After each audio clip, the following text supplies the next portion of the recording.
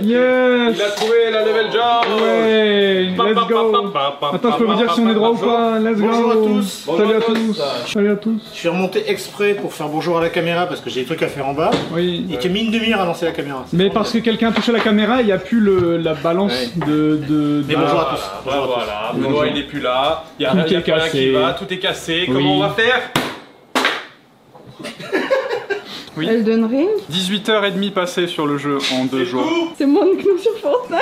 Non mais vas-y, ça va les deux geeks là. Je suis sorti dehors. On m'a forcé à sortir dehors. Ça on n'a pas fait nous par contre. Non, ouais. Oh là! Comment ça va? Comment allez-vous? Tu rayonnes aujourd'hui. Pour de vrai? Tu rayonnes de noir. Ça fait 2 jours que j'ai pas bu de limonade. Oh là! Ça va, tu marches droit? T'arrives encore? Hier, je suis allé à Yakiniku King, vous connaissez? Oui. Qu'est-ce que le yakiniku au Japon? Gris- Le vieux japonais! La viande grillée japonaise. En général, c'est réputé pour être très cher. C'est marrant que tu prononces yakiniku. Ah, c'est Ah, vrai. c'est marrant ça, c'est vrai. On le dit pas tout à fait comme ça, mais là je le prononce à la française. En vrai, c'est réputé pour être très cher au Japon, le yakiniku. Oh là, mais t'étouffes pas toi, doucement. Et là, c'est une enseigne, les gars, c'est une pépite. Notez-la bien, Yakiniku King. C'était à Saitama parce que j'ai une bécane, mais sinon, je sais qu'il y en a un à Saxa. On l'a fait un live d'ailleurs avec le bon Victor, c'était son dernier live. Je vous le conseille parce que t'as des cours à 2600 yens et sinon, le cours normal c'est 3000 et quelques yens. J'ai mieux les gars, j'ai mieux. Yakiniku Like, chaîne dans tout Tokyo, tu peux avoir un menu le midi pour 600 yens. Bon, mais est-ce que c'est vraiment bon? Non, non, t'as 100 grammes de viande. Et mais voilà, il a 5 grammes de viande. Moi, c'est à volonté, les gars, c'est à volonté pendant 90 minutes. Et t'as pas que la viande à volonté. Bérodaille. Plein de viande à volonté, t'as les frites, le riz, t'as des nouilles, t'as plein de ramen. Mais ça va, c'est bon? C'est délicieux. Parce que j'en ai fait quelques-uns des taberodai et t'étais en c'est pas très bon J'ai là. amené le jet, j'ai amené le bon Victor, c'est validé par eux, mais je suis curieux que le bon mal au goûte. Oh oui, ça me donne envie ça. Ça fait longtemps moi aussi. Attends, répète la question? Pourquoi je demande s'il n'y a pas Benoît, pourquoi vous vous foutez de ma gueule? Dis-moi que c'est une blague. Benoît, il est où Benoît? Il est en France, Benoît! Il est parti samedi. Ça fait des mois qu'on prévoit de comment on gère ça. C'est pour ça qu'il a pas répondu à mon message, mais moi je peux pas, là j'ai besoin de Benoît. Ah bah oui, t'as besoin de Benoît dans ta vie. Moi je fais sans Benoît, je peux pas avancer moi. Eh bah, coup de bigot! Une très bonne nouvelle, c'est qu'il nous a il nous a tourné plein contenu. de contenu en avance. Là maintenant, genre. Attends, non, Ah. non, parce qu'il y en aura plusieurs au fur et à mesure des prochains jours qu'on a tout tourné le même jour et que vous aurez Oui. dispatché. J'ai le micro qui se barre là. Hop là. Oh, plus rien ne va, ça y est, ça recommence. Quand Benoît est pas là, y a plus rien qui va. Oh. Bonjour, je vous fais une petite update pour vous dire que je suis bien arrivé en France. J'ai ma petite famille derrière moi, mes parents et Luna que j'ai emmenée. Bon, je suis venu pour travailler, mais là je me prends 2 jours. J'ai amené Luna pour qu'elle voit ses grands-parents et je me suis dit, c'est la première journée qu'on est là, je vais tout de suite la plonger dans la culture française. Donc là, c'est quoi le jardin? Le jardin de l'agronomie? Le jardin de l'agronomie tropicale de Paris. Donc je me suis dit, je vais lui montrer tout de suite un petit peu les jardins, l'architecture parisienne. Voilà, ça ressemble un petit peu à ça. C'est l'architecture française. On n'a rien à foutre. Hein. Alors là, on a une petite forêt de bambou, typiquement française. Ouais, ça change tellement de l'Asie, hein, rien à voir. C'est du bien de voyager un peu, qu'elle voit des choses totalement différentes. Blague à part, c'est vraiment très sympa comme petit parc. À chaque fois que je reviens, j'essaie de trouver des endroits que je ne connais pas. Et c'est un parc qui est dédié aux anciennes colonies françaises qui a été fait fin 19e siècle apparemment. Donc il y a des petits monuments dédiés un peu à tous les pays anciennement colonisés ou en guerre avec la France, beaucoup en Asie, Vietnam, Laos, Cambodge, tout ça. Aussi en Afrique, on a vu le Maroc, on a vu l'Algérie, on a vu Madagascar. Et aussi ici, ils sont servis de tout ce terrain-là pour essayer de cultiver tous les arbres, les légumes, enfin toute la végétation qui ramenait des anciennes colonies pour voir si ça prenait en France et si on pouvait en faire quelque chose. C'est pour ça qu'il y a beaucoup de bambou qui s'est répandu partout dans le parc, mais il y a plein de cultures, plein d'arbres qu'on connaît pas trop et tout, donc c'est assez sympa. La vraie étape de la journée, parce que c'était un petit bonus, hein, le jardin tout à l'heure, c'est l'hippodrome de Vincennes. Je suis jamais venu sur un hippodrome et comme Luna adore les chevaux, je me suis dit on va aller regarder quelques petites courses hippiques. Aujourd'hui c'est la journée des champions. Sur internet, sur le site Visiter Paris, je sais pas, il y avait des invitations gratuites, on a pris ça, on est arrivé. C'est quoi les champs? Bon, je pense que ça va lui faire plaisir. Il y a quelques stands de bouffe aussi apparemment avec des cuistots assez connus. Je me dis comme c'est un truc un peu pour riches, élitistes, la bouffe doit être bonne. Moi c'est surtout ça qui m'excite. Et après on va passer la journée ici à regarder des courses, je vous dirai. C'est assez marrant comme monde, c'est la première fois que je découvre hein, comme je le disais. Et en vrai c'est pas mal parce que là il y a plein de camions de bouffe, ils sont tous très bons. On a mangé un petit burger au poil. Il y a des attractions, plein d'attractions pour les enfants. Alors je pense que c'est spécial pour aujourd'hui mais quand même. Et il y a plein d'activités marrantes. Là ils viennent de faire une course. C'était un cheval contre un un VTT par exemple. Tu vois, c'est bien en fait. Contrairement au cliché, c'est pas que des riches machin qui viennent boire du champagne. Il y a un petit peu tout le monde. Plutôt sympa. Moi je suis pas trop dans le game des paris épiques tout ça, donc ça je vais pas donner mon avis, mais sur l'ambiance, sur les courses, c'est gratuit. Alors, franchement, bonne journée. Comme à chaque fois que je suis dans le coin, parce que je loge tout le temps à Bussy quand je reviens en France, je passe devant le terrain du projet Odyssée, histoire de m'assurer que le terrain soit toujours là, tu vois, qu'il n'y ait pas eu un... Je sais pas ce qui pourrait se passer, mais il est là. Je montre à Luna et à mes parents. C'est grand, hein? Super. C'est bien. Avec 2 grandes voies de part et d'autre du champ, c'est bien situé. Les gars, est-ce que vous connaissez ce Kit Kat? Oui. Ça vous dit on le déguste? Ouais. Eh ben non, puisque quelqu'un l'a gagné sur Instagram. Oh, il a seulement pensé qu'il avait arrêté qu'il n'y avait pas le concours et que du coup on allait vraiment le faire. Salaud, GG. Je vais aller voir qui a gagné ce paquet de Kit Kat, puisque j'ai fait un jeu de concours sur la page Instagram. Il fallait deviner le poids des 6 Kit Kat. À votre avis, combien ça pèse? 152 grammes. Moi je pense que je dirais 64 grammes. Vous êtes même pas exact, alors je vous l'ai dit la dernière fois. Les 6 biscuits faisant chacun 11,3 grammes, le total fait 67,8 grammes. Ah oui, évidemment. C'était la bonne réponse, et oui. Et donc la première personne qui a répondu ça dans les commentaires a gagné le paquet, on va lui envoyer. Il faut juste que je trouve qui a gagné du coup. 478 participations. Il y en a un, il a tout testé gros. Ah ouais. Il a fait 102, 128, 118, 256, 160, 269. C'est juste prix là. Je te dis au cas où, on va tester un peu tout. C'est combien déjà? 67,8. Et après il se fout de ma gueule quoi. Ça avait l'air passionnant ce qui se passe, mais en fait non. 78. En plus il a une PP Philippe Etchebest. Oh c'est Philippe Etchebest. Bravo à Philippe Etchebest. On va lui envoyer le paquet. Je vais envoyer un petit vocal à Simon. En fait c'est Attends, Simon. notez quand même, on n'a pas le temps de faire des éclairages et tout, mais vu qu'il y a ça, ça te fait une petite lumière de Depuis tout à l'heure, youtubeur sur le voilà. visage. Bravo à toi, tu as gagné le magnifique pack de Kit Kat. On va te l'envoyer directement depuis le Japon. Merci d'avoir participé, ça fait plaisir. Donc je t'ai envoyé toutes les informations dont j'ai besoin. On te fait plein de bisous. N'hésitez pas à nous suivre sur Instagram parce que on va en faire comme ça toutes les semaines des concours. Oui. Pas forcément des bonbons, mais Tokyo Loots et Tokyo Cards. On va se remettre à faire des concours. D'ailleurs, j'en lance un aujourd'hui sur Tokyo Loots. On lance un concours et on va faire ça gagner la semaine prochaine. Et toutes les semaines, il va y avoir des concours comme ça. Et tu peux nous teaser un petit peu ce que ce sera Je aujourd'hui? peux vous teaser, c'est les 5 objets les plus insolites qu'on vend sur Tokyo Loots et on en fait gagner un des 5.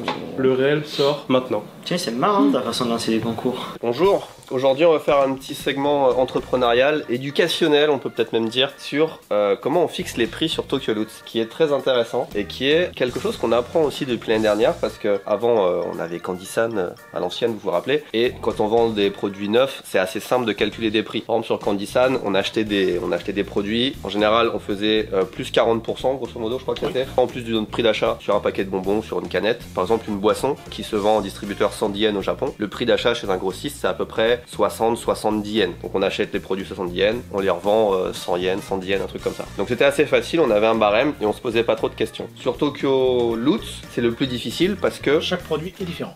chaque produit est différent, chaque produit est de l'occasion et chaque produit ne s'achète pas chez un fournisseur, mais Oui, en droite à gauche. voilà, c'est pris de nombreuses recherches sur internet, sur des marchés, dans des magasins d'occasion, etc.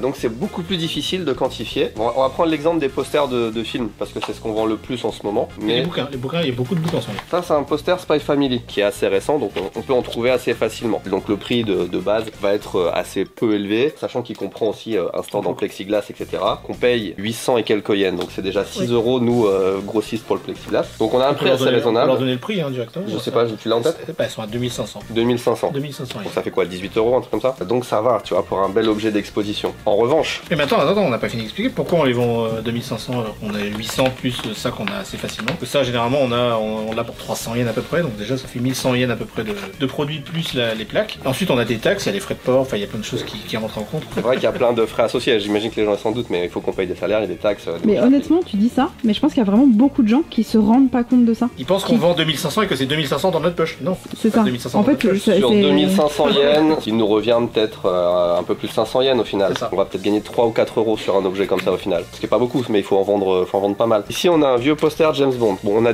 pas mal de posters anciens, mais en général, ils partent instantanément quand on les met en boutique. C'est des posters d'origine, c'est-à-dire que celui-là, il date des années 70, des années 80. Quand c'est un poster Star Wars, il date vraiment de la sortie de Star Wars. Donc les premiers, c'était 1977. Donc il y en a très peu, et il y en a très peu en bon état. Donc ça explique la différence de prix qui des fois, et encore, ça reste pas très cher parce qu'on va les vendre quoi, à 40 balles peut-être, un truc comme ça. C'est ça. Sachant qu'il y a beaucoup de travail derrière, c'est des pièces qui sont hyper rares dans cet état. Donc on arrive à avoir quand même des prix compétitifs. Après, il y a les figurines, par exemple. Ça, c'est des figurines qui sont en vente actuellement. Donc on en trouve sur le marché d'occasion assez facilement. Vous voyez, celle-là, on a beaucoup de fois le même exemplaire. on sait qu'elle marche bien, on peut en acheter un lot, on fait assez peu de marge dessus. J'ai pas les prix en tête, mais bon, regardez sur le site, c'est pas très cher ces figurines-là. En revanche, si on veut des maquettes de voitures, ça c'est pas des maquettes de voitures neuves. Et ça c'est les choses les plus chères qu'on a sur le site, parce que ce sont des maquettes d'origine qui datent pour la plupart des années 90, début des années 2000, donc qui sont plus en vente depuis 20 ans, des fois 30 ans, mais qui sont quand même neuves, entre guillemets, elles ont jamais été montées, elles sont dans les plastiques d'origine, etc. Donc trouver ça, c'est très difficile.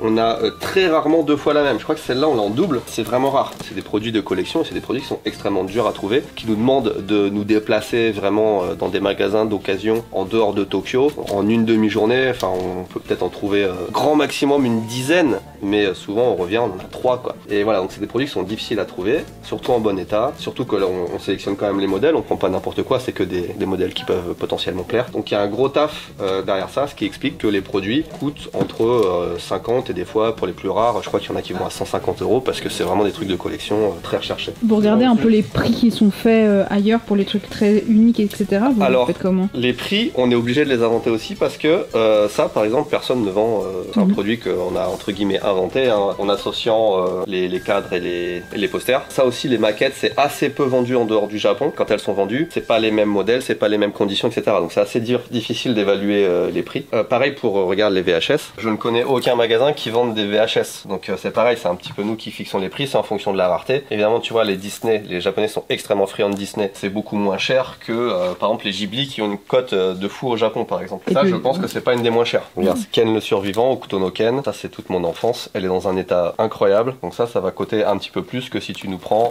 Pinocchio, qu'on en a 50 partout, tu vois. Voilà mon bon Léo, on est là. Léo. T'as dit mon nom Léo. Ah, moi je suis fatiguée. On est là pour les minia. Vas-y, réexplique un peu vite fait le truc qu'on a dit, il y a 3 minia, tout ça. Maintenant sur la chaîne, on peut enfin mettre 3 miniatures pour les vidéos. Donc pendant un moment, on va en mettre souvent 3 et on verra à chaque fois lesquelles qui ressortent. Ça me permet de savoir lesquelles fonctionnent bien en fait. Quelle composition marche bien, quelle tête marche bien, les couleurs aussi qui fonctionnent. Donc là, la problématique du jour, c'est on doit choisir à chaque fois un segment dans la vidéo pour faire la vignette. Sauf que là, il en faut 3, c'est-à-dire qu'il faut que je sois dessus dès le matin, donc avant même qu'on ait tourné. Le thème qui ressort que je trouve intéressant, c'est comment on fixe les prix. Et je vais essayer de faire des croquis de ça et ensuite je vais faire 3 déclinaisons de comment on fixe les prix. Comment tu démarres le truc? Comment je démarre? Bah en général, je vais essayer de regarder les anciennes que j'ai et je vois un petit peu s'il y a des thèmes similaires que j'ai déjà fait pour avoir une compo de base. Je sais que j'avais fait un peu un magasin et tout, je suis en mode on parle des prix, quand on peut faire une ambiance un petit peu magasin. Sinon il y en avait une un petit peu avec des cartons, je suis en mode on reçoit des cartons, est-ce que ça pourrait marcher, on a les prix dessus. Ça permet aussi de réutiliser des assets des fois que j'ai déjà travaillé pour pas tout le temps en refaire. Et ben on te retrouve quand ça c'est rempli de trucs. Waouh, ça fait 2h30, bravo à toi. Dis-nous tout. Qu'est-ce que tu fais? Où en es-tu? Donc celle-là, je me suis dit, donc tête de Benoît, clac. Ensuite, il prend... Donc ça c'est tête de Benoît, clac. Ensuite, il prend genre comme par exemple un iPad, etc. En mode site internet. Et là t'as le logo en fait Tokyo Loot avec un petit dollar en mode symbole pour les prix d'argent. Et derrière peut-être un fond type genre un peu pièce entrepôt, tu vois. Celle-là j'étais en mode au lieu d'avoir, on a même pas le logo Tokyo Loot et en fait c'est joué sur un figurine, quelque chose comme ça, genre un Pikachu, un Mario avec prix dessus. Tu vas marquer prix en fait à l'étiquette, mais juste avec prix en grand dessus, comme ça on voit que c'est les prix. Pourquoi t'en as pas fait une sans la tête de Benoît? Pas encore assez reconnaissable, j'ai pas encore l'idée du truc. Bah il y a peut-être celle-là que je suis en train de faire mais je suis pas sûr en fait, où il y aurait en fait une étale de jeux de figurines et au milieu il y aurait pris avec le logo Tokyo Loot. Mais je suis pas encore convaincu le croquis là, enfin j'ai pas l'idée exacte encore. 1 hour later. La première vignette, donc là c'est juste avec des petits prix et le petit logo. C'était un peu l'idée de ça avec la tablette, sauf que au lieu de prendre la tablette, vu que ça faisait trop, j'ai juste pris un fond et j'ai mis les informations que je voulais y mettre directement ici pour qu'on les voit en bien en grand. Et j'ai refait la même chose, mais sans la tête cette fois-ci. Celle-ci tu vois, j'y crois pas. Bah moi non plus, mais... faut une sur la tête, donc faut essayer. Mais moi préféré, moi c'est elle perso. Donc là le but ça va être de upload les 3 et de voir demain laquelle a le mieux marché. En sachant que vous pourrez nous dire dans les commentaires laquelle vous avez eu. Si c'était pas celle-là, je serais très déçu. Qu'est-ce que t'en penses de cette fonctionnalité? Comment quoi?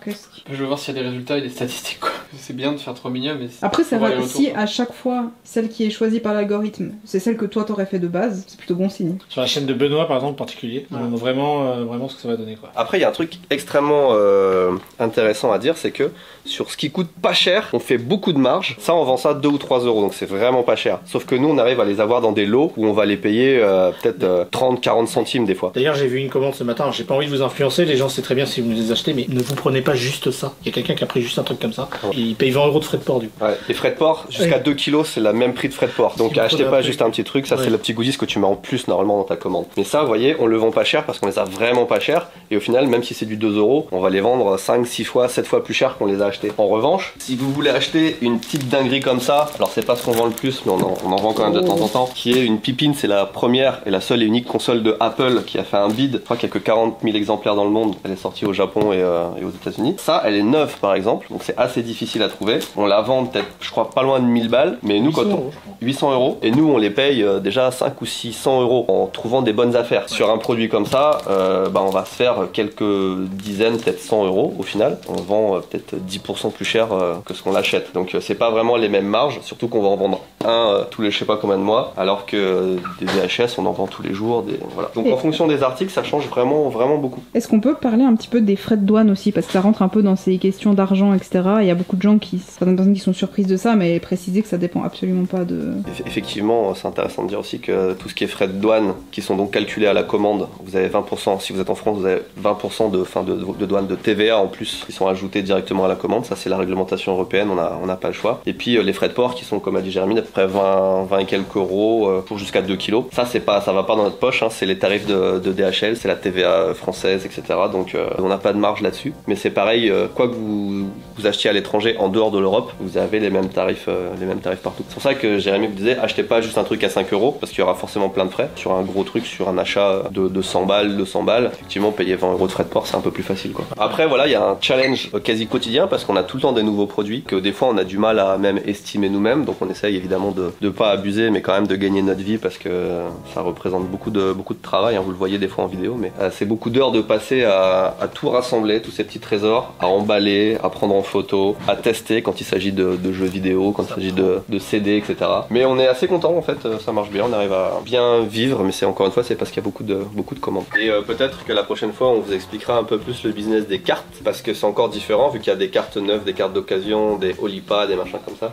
Donc c'est encore un processus de réflexion totalement différent. Si tu me demandes un coup de cœur à moi, je vais prendre les coffrets Kimetsu no Yaiba ou One Piece, coffret DVD ou Blu-ray. Rien que le coffret en lui-même, c'est un objet d'exposition de malade. Alors il y a plein de coffrets différents. Tu peux acheter aussi les DVD à l'unité, tu vois. Et moi je trouve que rien que pour les illustrations, tu vas avoir ça sur une étagère. Ça vient du Japon, c'est le truc original. Je trouve ça assez stylé. Et One Piece, ils en ont pas mal aussi. Ça c'est des trucs qui partent très vite aussi, mais tu vois, je trouve ça incroyable, tu vois. C'est mon coup de cœur du moment.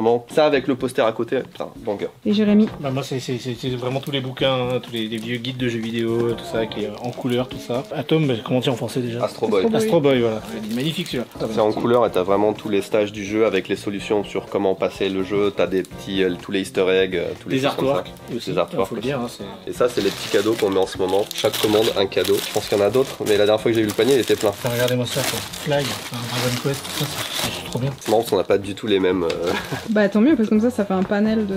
Toi tu choisis quoi, si tu choisis un truc? Moi vraiment, ça sera la fameuse Subaru Impreza. Ça c'est vraiment la Subaru de chez moi là, en Valais là.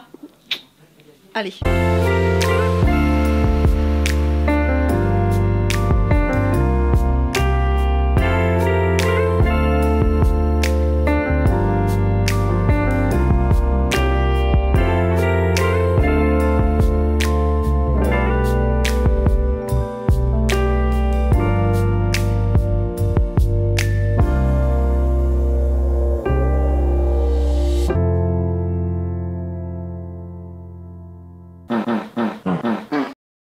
À votre avis, c'est qui a pété?